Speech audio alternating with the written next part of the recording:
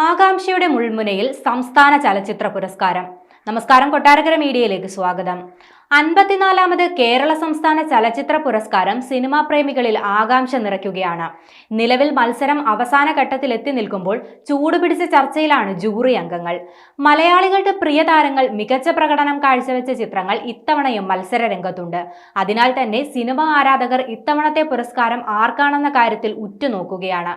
ജിയോ ബേബി സംവിധാനം ചെയ്ത മമ്മൂട്ടി പ്രധാന വേഷത്തിലെത്തിയ കാതൽ, റോബി വർഗീസ് രാജ് സംവിധാനം ചെയ്ത മമ്മൂട്ടി നായകനായ കണ്ണൂർ സ്ക്വാഡ്, പൃഥ്വിരാജിനെ നായകനാക്കി ബ്ലസി സംവിധാനം ചെയ്ത ആടുജീവിതം എന്നീ ചിത്രങ്ങൾ മികച്ച സിനിമയ്ക്കുള്ള മത്സരത്തിലുണ്ട്.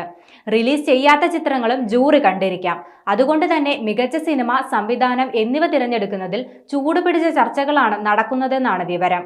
ഉർവശിയും പാർവതിയും പ്രധാന കഥാപാത്രങ്ങളെ അവതരിപ്പിച്ച ക്രിസ്റ്റോ ടോമി സംവിധാനം ചെയ്ത ഉള്ളൊഴുക്കും മത്സര രംഗത്തുണ്ട്. കഴിഞ്ഞ തവണ നൻപകൽ നേരത്ത് മയക്കം എന്ന ചിത്രത്തിലെ അഭിനയത്തിലൂടെ മികച്ച നടനുള്ള പുരസ്കാരം മമ്മൂട്ടി സ്വന്തമാക്കിയിരുന്നു. 6 തവണയാണ് മികച്ച നടനുള്ള സംസ്ഥാന പുരസ്കാരം മമ്മൂട്ടി നേടിയിട്ടുള്ളത്. മികച്ച നടിക്കുള്ള പുരസ്കാരം ഉള്ളൊഴുക്കിലൂടെ നേടാൻ ഉർവശിക്ക് കഴിഞ്ഞാൽ അത് ഉർവശിയുടെ കരിയറിലെ 6ാം പുരസ്കാരമാകും. 1989-ൽ മഴവിൽ കാവടി, വർത്തമാനകാലം, 1990-ൽ തലയണ മന്ത്രം, 91-ൽ കടിഞ്ഞൂൽ കല്യാണം, കാക്കത്തൊള്ളായിരം, ഭരതം, മുഖചിത്രം, 95-ൽ കഴകം, 2006-ൽ മധുചന്ദ്രലേഖ എന്നീ സിനിമകളിലെ അഭിനയത്തിനാണ് മുൻപ് ഉർവശിക്ക് പുരസ്കാരം ലഭിച്ചത്.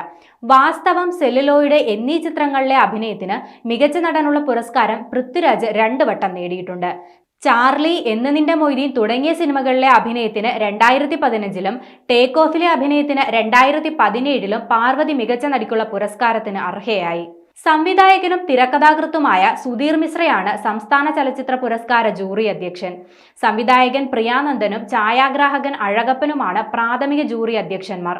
സംവിധായകൻ ലിജോ ജോസ് പെല്ലിശ്ശേരി, എഴുത്തുകാരൻ NS മാധവൻ എന്നിവർ ജൂറി അംഗങ്ങളാണ്. ആദ്യഘട്ടത്തിൽ 160-ലേറെ ചിത്രങ്ങൾ ഉണ്ടായിരുന്നെങ്കിലും 2ാം ഘട്ടത്തിൽ 50-ൽ താഴെയായി ചുരുങ്ങി.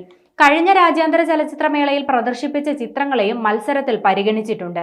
കഴക്കൂട്ടത്തെ ചലച്ചിത്ര അക്കാദമിയുടെ ആസ്ഥാന മന്ദിരത്തിലെ 2 തിയേറ്ററുകളിലായാണ് സ്ക്രീനിംഗ് പുരോഗമിക്കുന്നത്. അന്തിമ പട്ടികയിലെത്തിയ ചിത്രങ്ങളുടെ സ്ക്രീനിംഗ് പൂർത്തിയാക്കി ഓഗസ്റ്റ് 16-ന് പുരസ്കാരം പ്രഖ്യാപിക്കുമെന്നാണ് വിവരം.